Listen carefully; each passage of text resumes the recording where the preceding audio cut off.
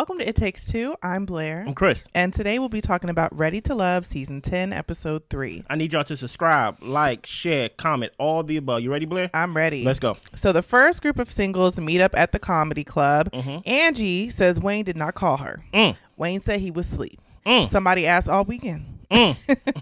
Angie can't stand to get played, so if that's what this is, she's not here for it. Yeah.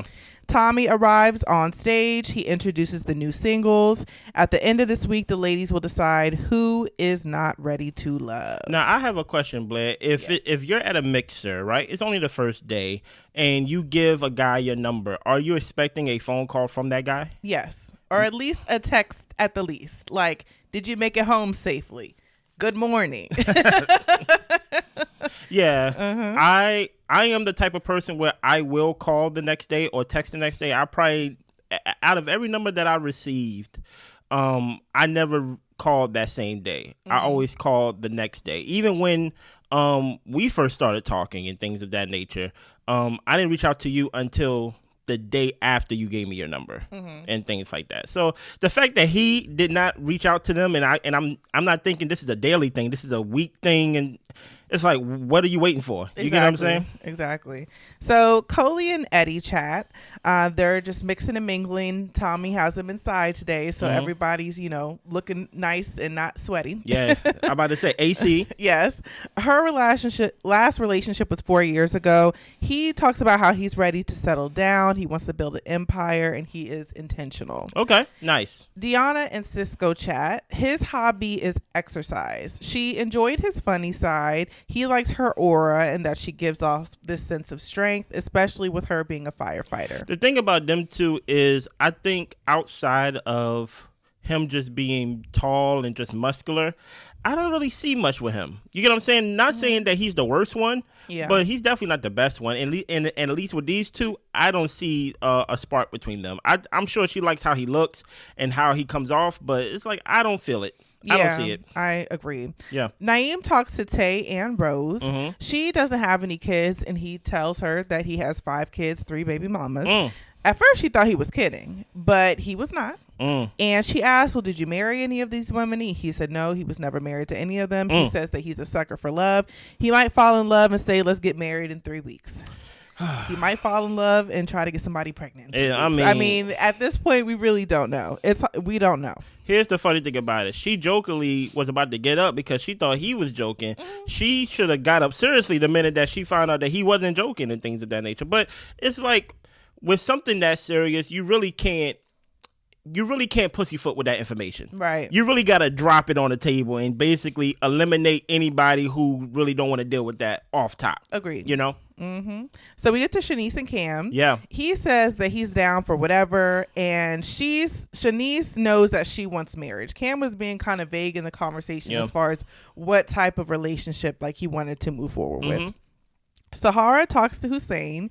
He really likes her outfit. She's got on like these little pom-poms and like these platform pink high heels. And so he's like digging her vibe. He's digging her confidence, and he loves it. Her last relationship, she shares, ended because it was toxic. Who was toxic? Good question. Don't say it. Who was toxic? Based off of Ciara, she told us in the beginning when we first started reviewing the show that whenever a relationship is over, or like whenever she dumps a boyfriend and things like that, she takes a candle. She lights the candle. She let it burn out, and then she buries the candle. So I would like to know how many candles you got buried in your backyard. You get and I don't want to be one of those candles. So I probably would have just been like, give me more details on who was toxic, what happened. Yeah. You get what I'm saying? Then we get into Rose and Wayne. He says he's about baby steps. He thinks that the country makes a mockery of marriage. And Rose says, well, don't allow society to hold you back from love. Stop right there for a second. Wayne, this is not a TED Talk. It's a date. You get what I'm saying? This is not Married at First Sight. This is Ready to Love. Yes. I don't know if you got confused by the first episode where Tommy forced y'all to see a wedding and things of that nature, that you think that at the end of this that there's a wedding, that you think there's an engagement after this. I don't think so. I think this is just basically a show version of basically online dating, right? You bring people on, y'all fall in love, and that basically is it basically just pushes you to basically get married if you want to. but no one's forcing marriage on him. Right. So for him to basically say, like, this is about baby steps, like, the first 2 eliminations were, fake. You get what I'm saying?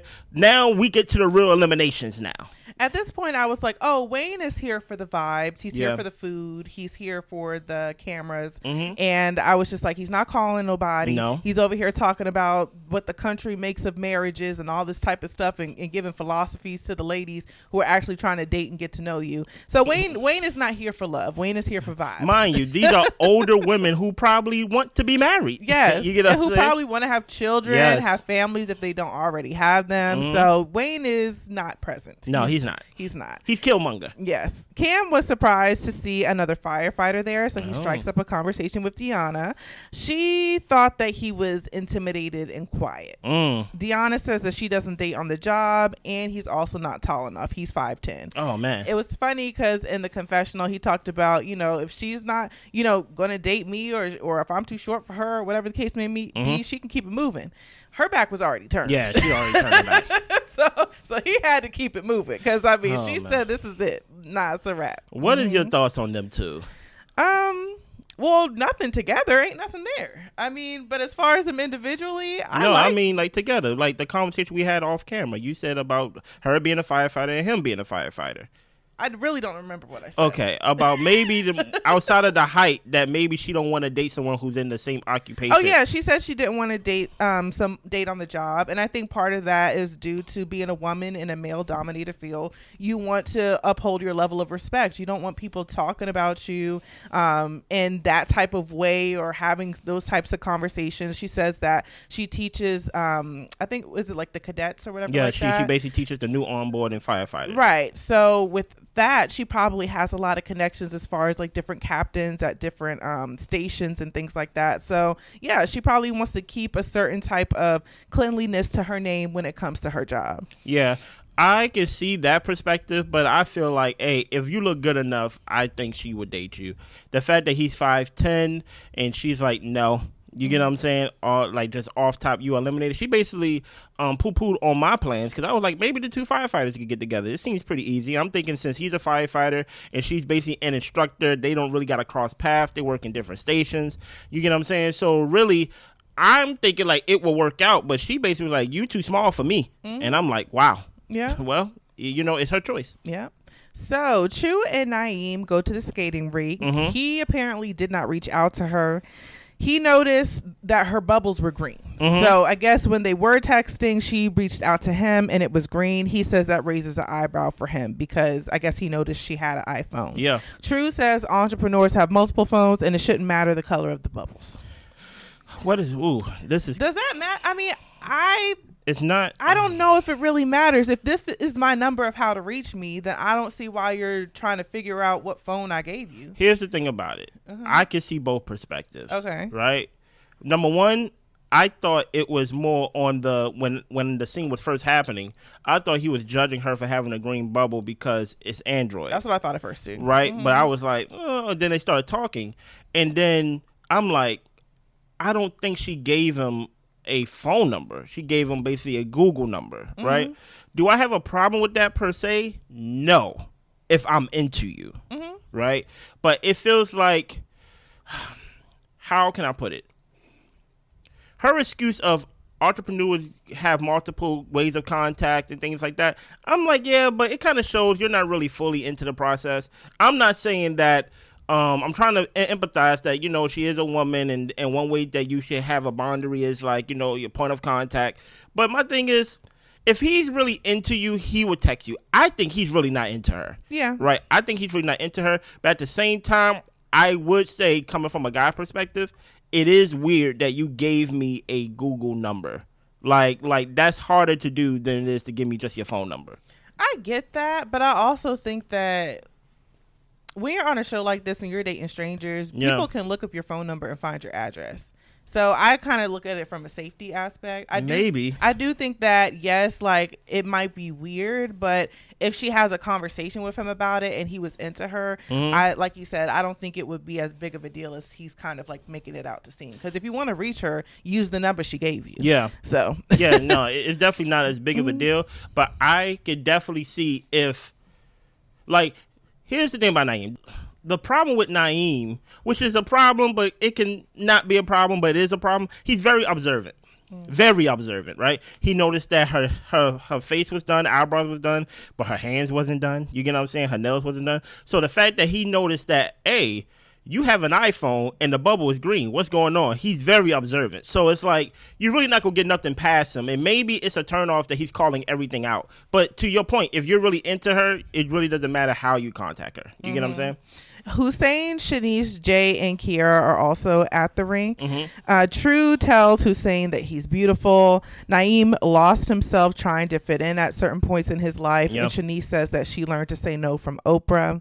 Jay and Kiara are both only children. They both are the relationship type. He gets that she wants to be courted a certain way, and he is willing to do that. And she is locked in on Jay right now. Yeah, I had to remember that these people are older. Saying that you learned to say no from Oprah would have been an automatic no from Christopher.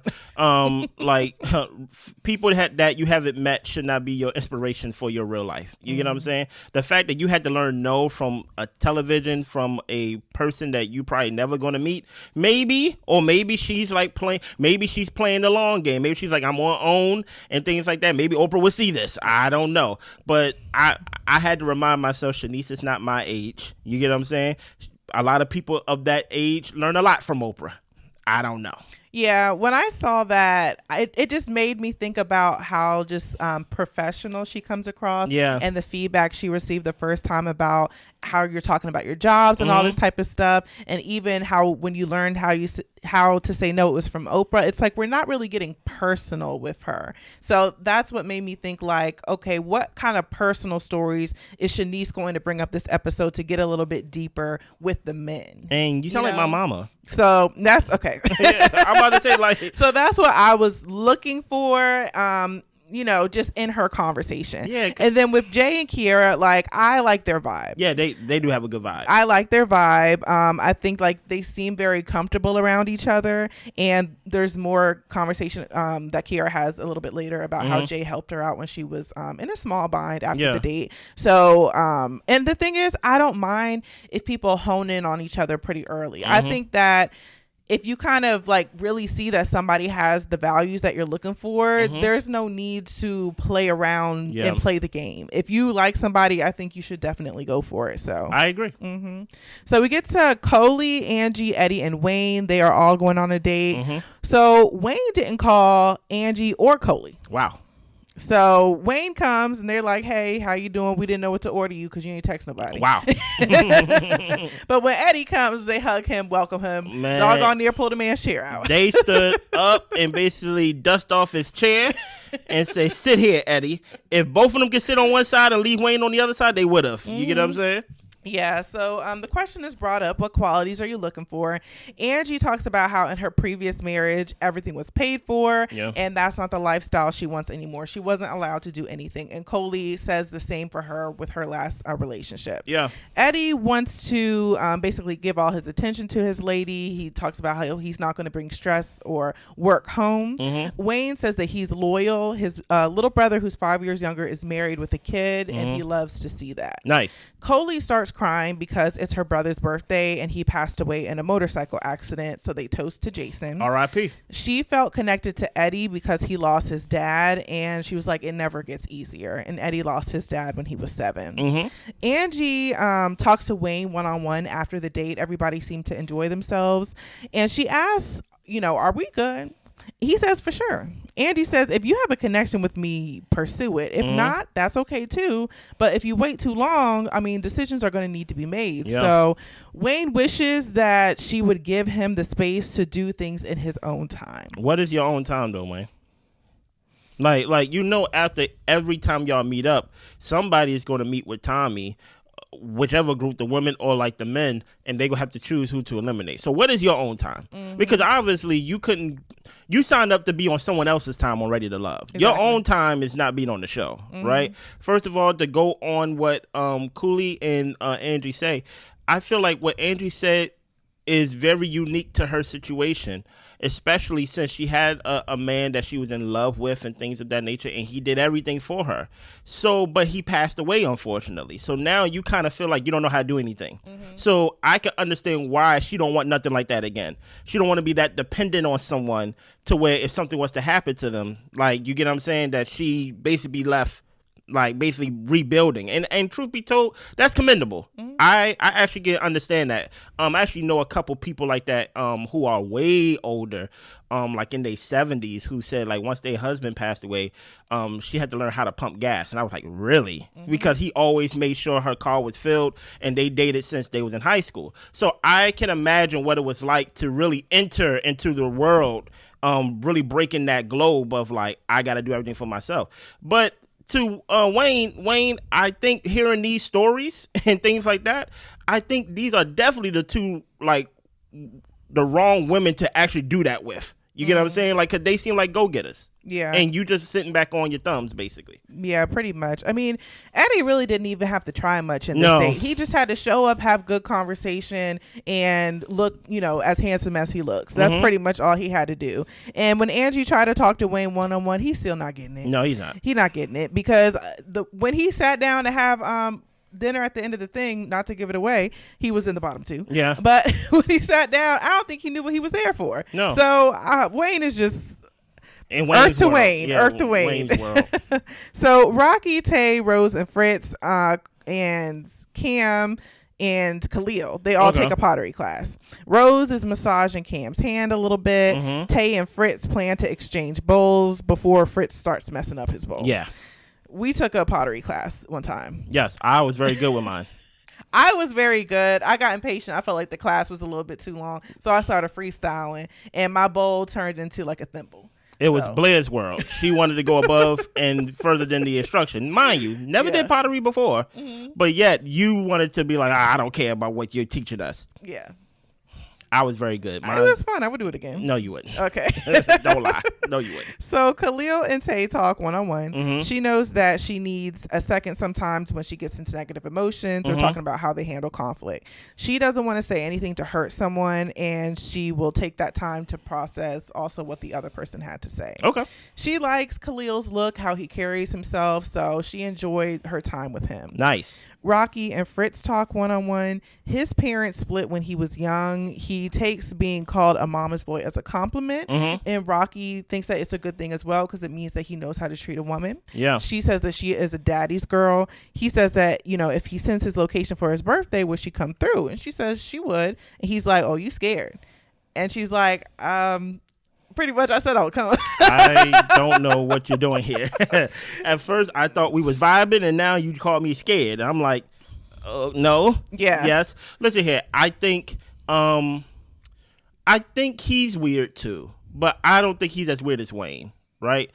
Is this the vacation guy right here? Yes. Yeah. Okay. Yeah. I think there's something about him that's very like you know how like somebody try to be smooth. Yeah, but like it comes off as if it's like it's almost as if he's like in his world he's walking in slow motion and then like he trip over something and it's like that's who he is. I really don't get that scared line because I've heard that in the past before too, and I'm just like, have you used the scared line telling women they're scared? Does that make them want to pounce out and get to doing things? I don't know. I don't necessarily know what. I don't know. I really don't get that. I don't understand using it in this situation. There's things that I've said like you're scared in situations to where there's reasons to be scared. Okay. But not in situations like this. You get what I'm saying? Like, let's say if I go on a date, take her to a haunted house or anything like that, mind you, somewhere that she asked to go. Okay. Because I'm not really into Halloween and things of that nature. And then she don't want to go in, and then I'm like, you're scared. Right. You're like it makes sense there. You get what I'm saying? But not where I invite you over to my family house. Right. And you said that you would come, and then that's when I'm like, you're scared. I don't really know how that match. It's almost as if he's like, that was the sentence he was given for today, and he had to use it in some way or form. And he's just like, I don't know where to use it. You're scared, you know. Right. I'm scared. Okay, so who knows? Yeah. And the thing is, I did like Khalil and Tay's conversation. Yeah. Then we move on to Cam and Tay.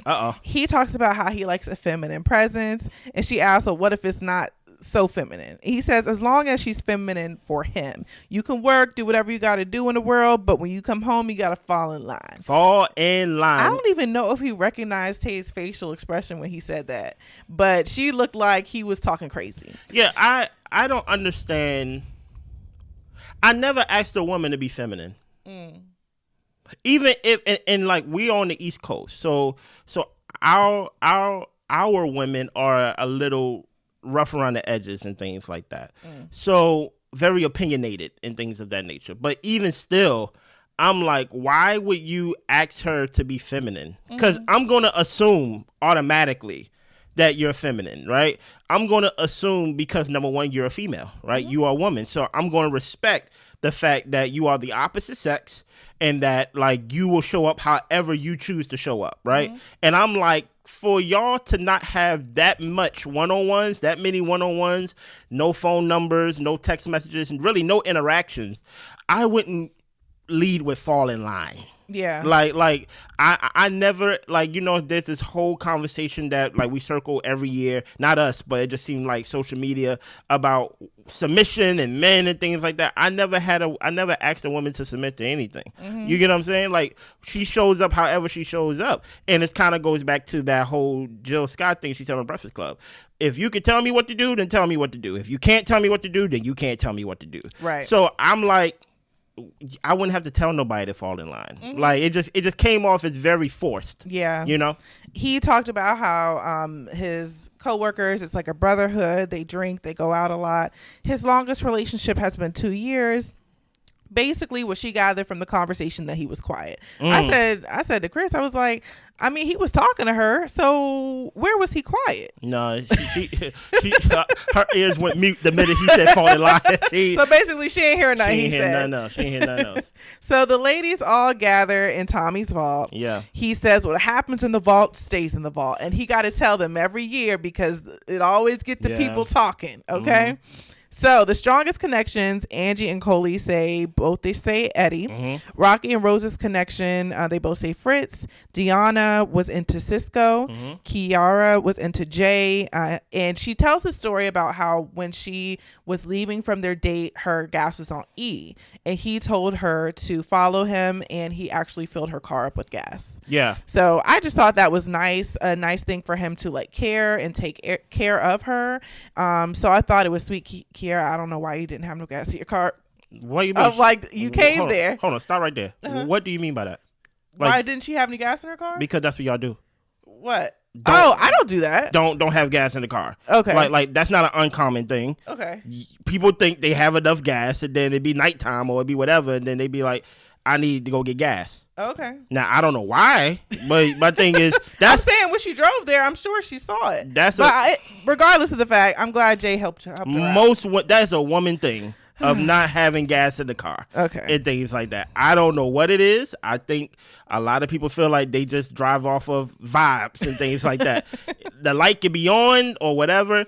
I think he did a good thing of just making sure that she went, and he did the extra thing of paying for it. Truth be told, it's not hard to really pull a woman. Just do the small things. Yeah. Say please, say thank you, hold the door, pay for gas. Like be nice. it just be nice. Yeah. Like and truth be told, she will like you and she will remember that. You get what I'm saying? So Tay was into Khalil because the conversation flowed. Sahara, Truce, and Shanice all said Hussein, and not Sahara, but Shanice started to tear up a little bit.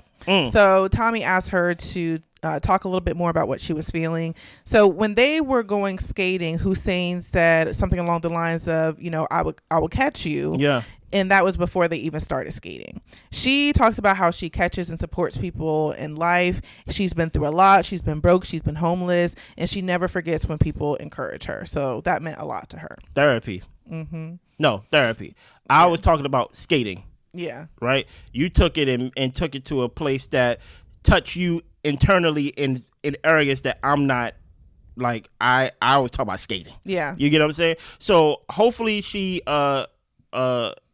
come to terms that she's not in that situation no more. Hopefully she come to terms that that the healing process already happened and it is happening. Yeah. You get what I'm saying? Mm-hmm. And not so much of someone that's going to heal you, someone that's not. I'm just hoping that she don't look for someone to basically show up for her the way she shows up for people. I hope that she looks for. I hope she gives people the space for them to show up in a way that is also unique to them as well. You get what I'm saying? Mm-hmm. Because I wouldn't have known that. I wouldn't have known that, Miss Summer. I'm just thinking to myself, I'm gonna catch you because I know how to skate. Yeah. You get what I'm saying? But not in a way of thank you for showing up for me because I show up for people. I would be lost. But I think that that's important too. Like, I don't know. I don't think she's talked about how long it's been with her, like whether or not she's been dating. I know she said she's been working a lot, she's been in the house a lot, so sometimes it is good just to get out, date, have these conversations, see the things that are sensitive to you, the things that mean a lot to you, what you're looking for in a person. So I'm happy that she's out and actually working through these feelings and emotions, so that hopefully, like you said, she's not latching onto this as though, oh, he's my person because he said this, but just acknowledging that, oh, that's something that I like, that's something that I would want in a partner. I think Shanice needs to have fun more. Yeah. And in my head, while I was watching her skate, I was like, well, baby, you go far because you're skating backwards. Yeah, you get what I'm saying? Like I'm like, it's this way. You get what I'm saying? And truth be told, rather, if you fall, that's the fun part of skating too. You get what I'm saying? The bad part of skating is hurting yourself, but falling is fun. That's how you learn how to skate. You can tell by the reaction who is actually the good skater between us two and things of that nature. You know, when you fall a lot, it's not fun because you don't know how to skate. Okay, I understand. So then we get to who they're not feeling. Yeah. Wayne says it seems like no. So they say Wayne because it seems like he's looking for a girlfriend. He doesn't really reach out to people. They say Naeem because he hasn't communicated with True. She texted hello. He responded with a thumbs up. Wait a minute. Like, my whole thing is even when she texts you with the Google number or whatever, you didn't like even respect the conversation. So why are like you mad at the number? Right. You get what I'm saying? Kiara was talking to Francisco. She said it was like pulling teeth. Production threw in the clip and Francisco was very animated. Very animated. So we must have got it after she pulled the teeth out. Yeah. People feel like Cam was surface level and Angie doesn't think that he can handle her. Tommy tells the ladies to take the two men on the dates that are not ready to love and say which one of them is not ready to love. Okay. So they invited Cam and Wayne out. Tay met up with Cam. She told him that you can open up more, be a lot more vulnerable. Cam thinks that it's probably just nerves that was holding him back. Deanna meets up with Wayne. The ladies feel like he is neglecting them. He's not really in the process. And Wayne says that he doesn't check in with women and he can be a space cadet sometimes. So they decided that Wayne was not ready to love. Wayne doesn't think he would have done anything different. What's up with these men that don't want to do nothing different? Okay.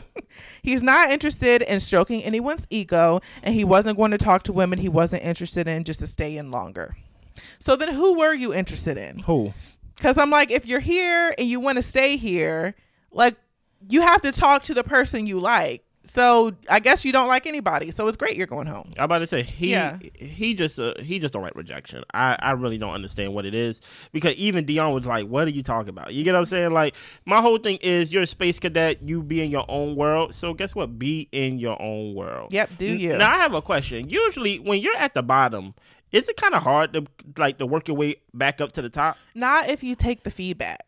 Okay. If you take the feedback and you actually like listen to what people said and start communicating and opening up more, then if people like your personality, they will be drawn to you. So it's just really about not being a butthole about the situation. Okay, I see. Because I'm like, we got too many men. We got Wayne who said he wouldn't do nothing differently.